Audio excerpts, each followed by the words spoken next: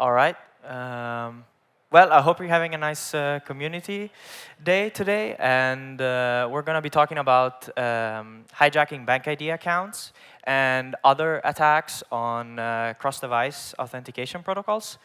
And yeah, I have a lot of slides, so let's get started. My name is Tobia Righi. I'm Italian, but I've been in Sweden for a while. That's why the BankID research. And I'm a security researcher and bug bounty hunter, or I try. And I was a full-time backend dev until like half a year ago, and then I decided to finally make the switch because that was my passion all along. And yeah, I like to build and break a lot of shit, and when I'm not hacking, I like traveling and yeah, eating good food and stuff like that. So what are we going to be talking about today? I'll go over like the basics of Swedish BankID and the API used, as well as some of the security features that BankID provides for the relying parties, which are the services using BankID to authenticate their user. We're going to look at some vulnerable configurations and how to exploit them, the impact, and then we're going to look at some other cross-device authentication applications. Yeah, a conclusion, some rants about BankID, and maybe some Q&A. And hopefully a lot of demos if they work. So first of all, why even do this? Electronic ID solutions are becoming very, very popular. They are implemented in almost every country in Europe, and most of the times they're like very implicitly trusted because it's coming from a bank, it's coming from your government or whatever. And oftentimes they include like KYC functionalities, which means that like if you need KYC functionalities, you can just use that, log people in, and make sure that they are who they say they are. But it also means that they often protect really high value targets. And just in general, all of this stuff tries to create a phishing-proof, more robust way to authenticate. And additionally, if you're Swedish, you know that scams over BankID are very, very common, especially like targeting elderly people. They're usually relying on really poor technical literacy of the victim. Oftentimes it's like, hey, approve this 1,000,000 crowns transfer for me. But what you will see today is something a little different. It's about how you can chain different vulnerabilities and misconfigurations to create a full chain of an attack that can be used even on you or someone else. Yeah, so some of this stuff is fixed, some of this stuff is not fixed. Don't be an asshole. And yeah, let's start. So first of all, Swedish BankID, I'll go this over quickly because I think everybody knows what it is, but it has a really high adoption rate. I was very surprised by this figure. And it's used to authenticate most of the pretty sensitive applications like your internet provider, your bank, and things like that. And it's connected to your personnummer, and it stores all of this like identity information in a secure storage solution. And it ships on both mobile and desktop. That will come in handy later. So let's dive into what it sort of offers. You have what I call same device authentication, which is when the identification application is on the same device as a service that you're trying to authenticate to. For example, this would be your mobile phone. If you're trying to log into your bank in your mobile phone, then you also have BankID there. And this is handled by using deep links, which basically get picked up by your OS and fire up the application. And then there's cross-device. And cross-device is used for when you have a secondary device, for example, a laptop, and you want to authenticate into a service that is on your laptop using, for example, your phone. In BankID, this is done through a dynamic QR code that can only be scanned by the application. If you ever made the mistake of just pointing your camera to it, you might know. And this is how it looks like in most cases, you have the big QR code that changes, and then a link, the deep link that you can also click if you didn't mean to authenticate on cross-device. So the point that I want to get across here, and then I want you to keep in mind, is that these two must be separate. You have to keep separate, because on one side, you're authenticating the same device that you're on. On the other side, you're authenticating a device that is God knows where. It could be across the internet, doesn't matter. So they have to be separate. Otherwise, yeah, well, you see. So if you are a bank or whatever, and you want to use BankID to authenticate your customers, they provide an API that essentially you can connect to or use through an MTLS tunnel that is established once you sign some sort of contract with them. The user interacts with this by selecting on the relying party side how he wishes to authenticate, and then the service reaches out to BankID to start an authentication order. So how does this look like? So these requests that you're going to see are requests made by the service towards the BankID service. And we're going to look at the authentication process only. BankID also has a signing process, but yeah, we won't look into that. So the authentication endpoint is used to start and create a new authentication order. And the only required parameter that the service provider must send to BankID is essentially your IP, the user's IP.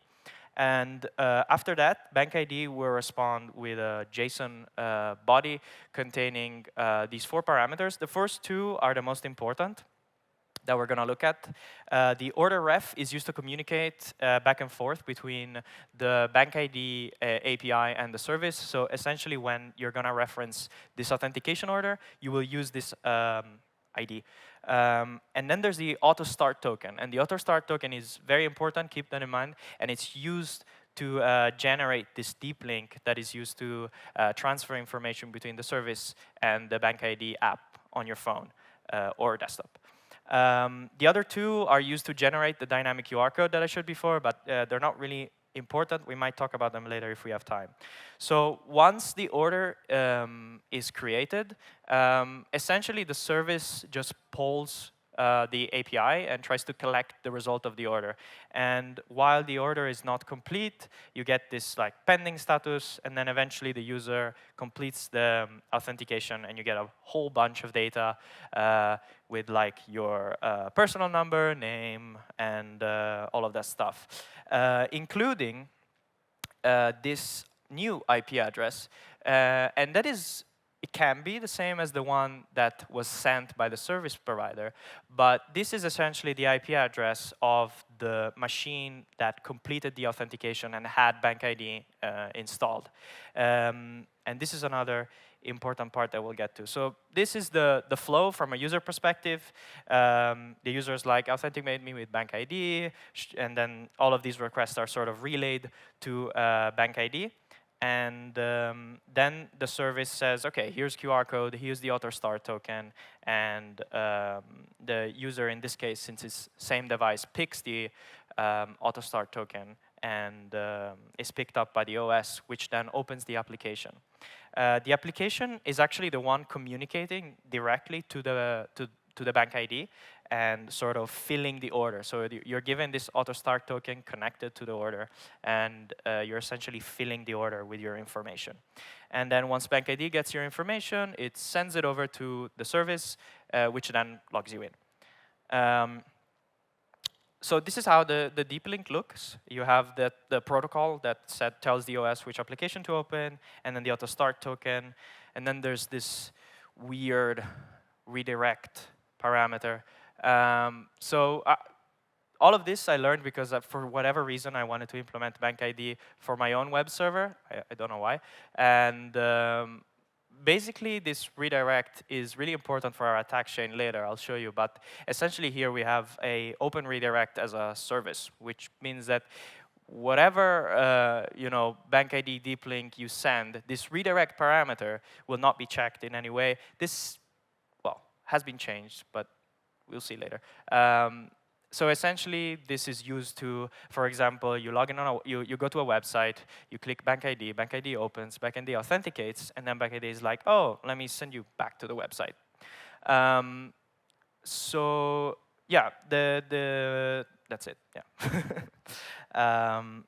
And this is the similar flow with cross-device when the user scans the QR code. So it's basically the same. It's just that instead of having this deep link, the user is explicitly taking out a second device and scanning the QR code.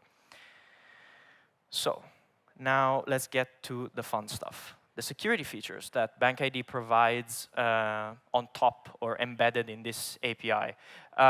So the first one we already seen, which is this IP address that the service sends to start an authentication order. Essentially, as we've seen, you get another IP back once the authentication order is completed. And if you are on the same device, for most cases, these two IPs should match, unless you're like running really fast, I don't know. And they should match to make sure that what you said would happen, which is a same device authentication, actually happened. And you can check other device identifiers to make sure that happens. The second ones are certificate policies. And these are a little bit more different. Essentially, they tell BankID what kind of flow to expect. So if the user chooses same device, then what the service should do is tell BankID that they'll be using a phone or they'll be using a PC or things like that. And if those two things don't match, for example, if the service says this will be used on BankID mobile and then it actually gets completed on BankID desktop, the order would just fail. So how do you find out about these features? Well, this was what I was going through when I was trying to implement them, and it was really hard to understand why they were important. This is all the information sort of that you're given, where essentially you have to send these strings to tell BankID what to check. But the key problem here is that all of this stuff is completely optional.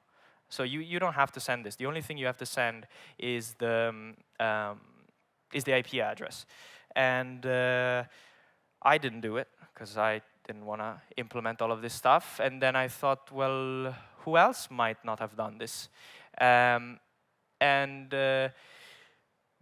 funny part is that actually the code that you get to implement BankID is also not implementing these features because they're optional. And yeah, I borrowed that tweet because I thought it was funny.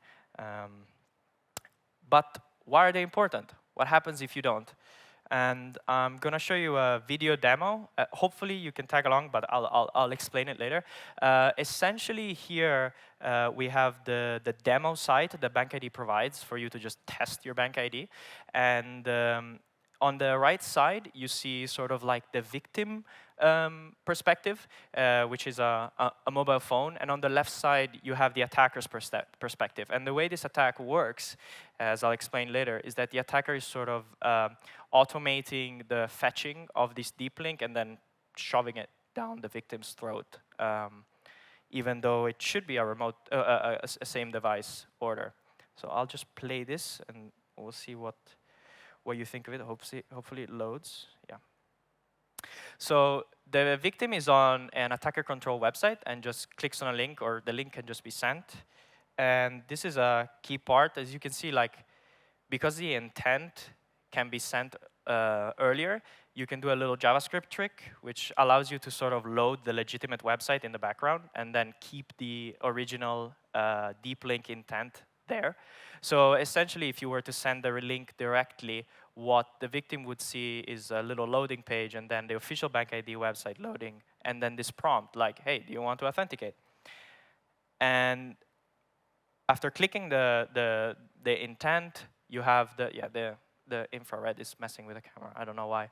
But essentially, you authenticate, and it set their sample code, which is this like demo service that they see. So what the victims see is the official service's name when they ask for it, even though they were on an untrusted website. And this looks all fine and dandy to them. They're like, oh, something must have gone wrong. But actually, if you go back on the untrusted website, you will see that the result of this all authentication was actually captured by the attacker side, containing, well, in this case, since it's just a demo, it only contains your name and your birthday, I guess. So that might have been a little confusing, so I'll try to explain what's going on. So everything starts with the, oh, my slides are not working. Okay.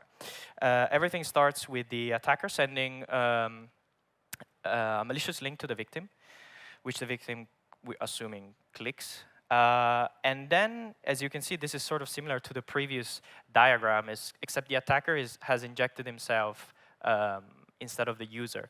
And the attacker says, authenticate me with BankID. And we go through the same flow where the order gets started, and then the attacker gets an auto-start token that is valid to log in himself, or I guess someone else.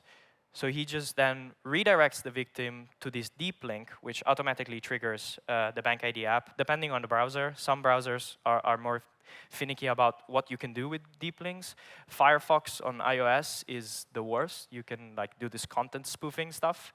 And once the victim authenticates to the completely legitimately looking request, because it is a legitimately looking request, it just wasn't meant for him.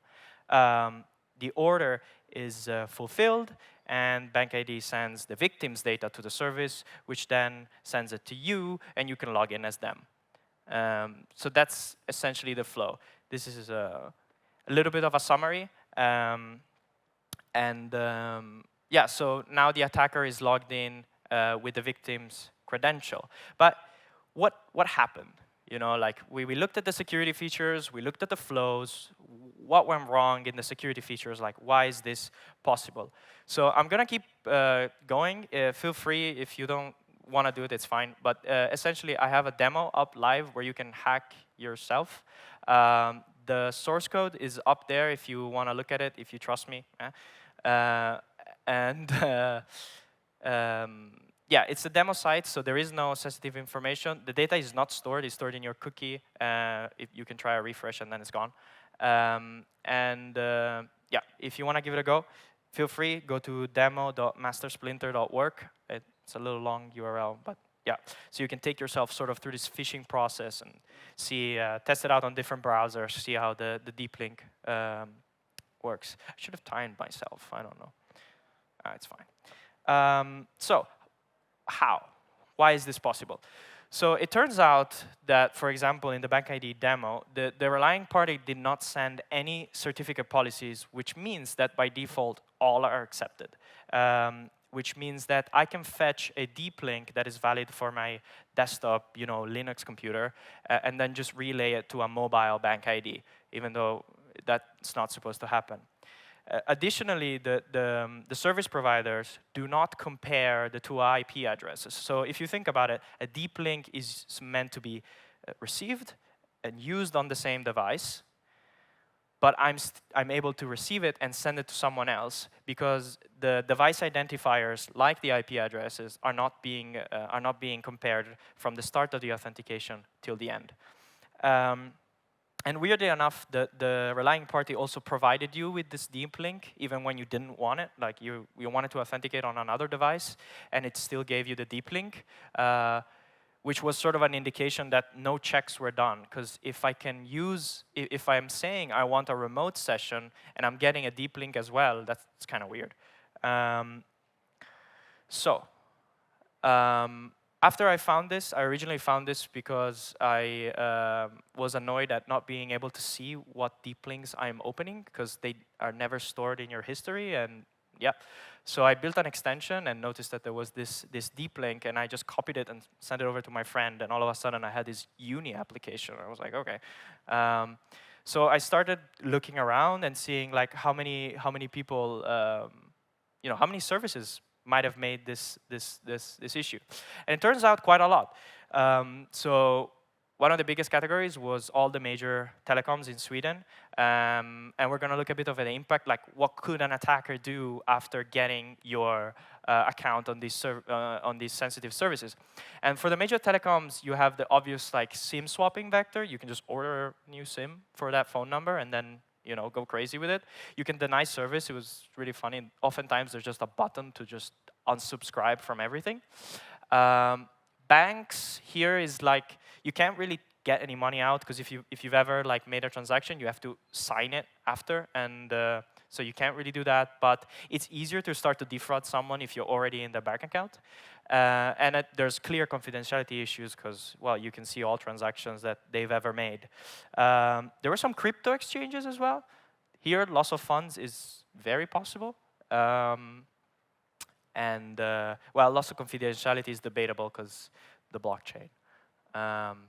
Healthcare was a big one. Sensitive patient information leaks. You could book someone's cancel bookings and things like that. Betting websites. There's a potential loss of funds. If someone wants to be a dick to you, they can just take all your money and put it on the wrong horse. And then, yeah, that's not very nice. And also, if you're like a proper gambler and you have a strategy, someone can just steal that. I don't know how that works, but maybe. And then some government entities as well. And there, like, you can get creative with it. So, one funny one was that the polisen.se was also vulnerable to this. There wasn't much of an impact, except that you could schedule someone's passport appointment. I don't know. I honestly didn't try to go further than that. And I reached out to them. They had a security.txt, which was very nice. And they responded very quickly and got it fixed, which was cool. Yeah, through this, I got in touch with Eric, who sort of coordinated this and helped getting it fixed. And they said that they were seeing less sophisticated version of this, but they were essentially exploiting the same concept where you can just like shoot over this weird link and it will work across the internet. Yeah. So, what was BankID's response? Because before I even started spraying it across the internet, I reached out to them like, is this like, no one's doing this, like, they know, they knew. And they said they were going to implement more security features, which is good, except that those are also optional. So, yeah. And, oh, I skipped. Oh, well done with BankID, I guess. So after all of this, I thought to myself, like, well, this whole QR code and deep link is becoming really, really popular. There's a lot of apps being like, just log in with the app, and it's easy, and it's cool. So I thought, different protocols, maybe same design flaw, who knows? Turns out, yes. Turns out that, well, the two screenshots I chose is Discord and Steam. Those two are not vulnerable. That's why I'm putting them. But they could get attacked with essentially the same exact steps to BankID without the whole certificate policy stuff. And so I decided to make a tool, which essentially what it does is you can automate the steps that you need to grab these deep links using a headless browser. And all of these steps get executed as soon as the victim visits that link, so that you have like a really fresh deep link that can be used, redirected to them, do content spoofing, whatever other browsers here that you have laying around. So it's open source, you can check it out. I hope I made it public. But yeah, I'll have that. So this is an example of an IDP that sort of implemented this and sells it as an enterprise solution. Like, if you want your customers to sign into your internal stuff using a QR code or things like that, then you can put this, for example, in front of Okta. And then your users will be able to log into Okta using their mobile app. So I tried to redact this as much as I can. I was very happy they even let me show this. But essentially what's going on here is we are grabbing this deep link and immediately triggering the application. Here I was looking away. But here, as you see, there's like a different thing from BankID, because BankID you need an additional confirmation, like, yes, I want to do this. Here is just like, if you're just looking at your phone, you click a link, and you're done. Like the attacker has taken over your account because you essentially have authenticated this remote session using the deep link. So here, for example, is just yeah, protecting like a Okta dashboard. So it seems like there was a sort of design flaw in general, and the three main takeaways that I saw that were being done wrong is that the QR code itself that you're being shown is actually just a deep link that you just scan and it will open the app. And that's not exactly a design flaw, but it means that the application is not actually aware whether you scan the QR code or if you were being redirected to it from another source. Which is why, for example, BankID, you can only scan the QR code through the app. This can be fixed also in a secondary way, which is if you get redirected to a deep link, the application can ask you for a secondary scan. And in the attack that we showed, the victim is on his phone, and he doesn't have a secondary QR code to scan, so the authentication will simply fail. The third point is that for these services, like BankID, that required both same device and cross-device authentication, there was no separation between the two orders, which means that an order that was created for authenticating a remote computer is the same order that you create when you just press a button on your own phone through the deep link, which is a problem because you can put all of these together and then the application simply doesn't know where the deep link ever came from. So yeah, how do you fix this? You can do like what BankID did, which is embed deep links, not embed deep links in QR codes or require a second scan. You must split the two flows because obviously a remote order cannot be filled by a local flow. You shouldn't be able to authenticate a remote user using a deep link. And for local flows, to sort of stop network level attacks, you maybe shouldn't limit yourself to checking the IP, but check a whole range of device identifiers. Because if I'm on your network and you've done all of this stuff and you only check the IP, I can still get your account. Because if you're on the same device, the device should be the same from the start till the end. Right. Right. And specifically for identity providers, like the application I showed before, please do not implement your own protocols. Like the API I showed before it's hard to document, as we see. It's hard to document the security feature. And all of these security features have no business being on the service side. All of these security features can be implemented directly on the identity provider side. And it's probably easier if you just expose like an OpenID Connect or SAML interface to your customers and then just implement the security features on your side, since you have direct communication between the app and your servers, so that your customers don't need to worry about all of these esoteric attacks.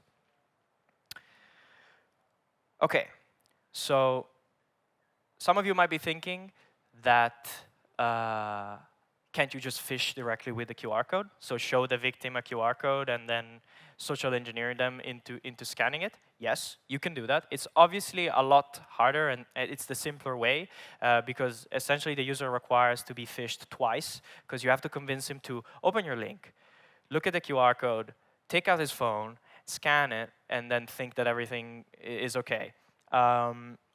So it's not very practical, and what I showed now is sort of a more advanced alternative.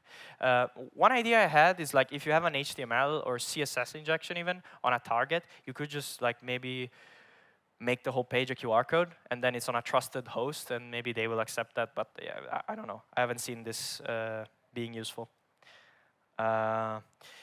This phishing with QR code demo is also available at the demo if you want to check it out. But please do it with someone that you trust, because they will get your data once you scan the QR code, which is just your name and your birthday. But yeah. And yeah, closing off, I wanted to talk about just, I don't understand why people are even, like companies are even creating these protocols. We have very clear standards that are slowly being implemented in browsers. which ensure physical proximity, which is the most important aspect of this attack, where browsers can use Bluetooth Low Energy and Wi-Fi as well to make sure that you are actually in front of the computer scanning the QR code. That's what you want to do. I'm not praising passkeys. I think a lot of security research should be done in passkeys to make sure that we trust this. But overall, it seems like a better option. All right, so to wrap up, optional security features are not security features because people will not implement them unless you force them to. And probably you shouldn't implement all of this stuff yourself, create these weird protocols. It's better to use something standardized, like passkey, for example. And if you are a critical identity provider, don't invent your protocol. Stick to known things that your customers can easily integrate so that you can focus on the security and not them. Yeah, and for the audience, don't scan any QR codes. Maybe scan this one if you want. But thanks for listening, and I hope you enjoyed it. If you have any question, you can come up to me. And yeah, you have my website, Twitter, and the tool that if you want to play around with it. Yeah, thank you.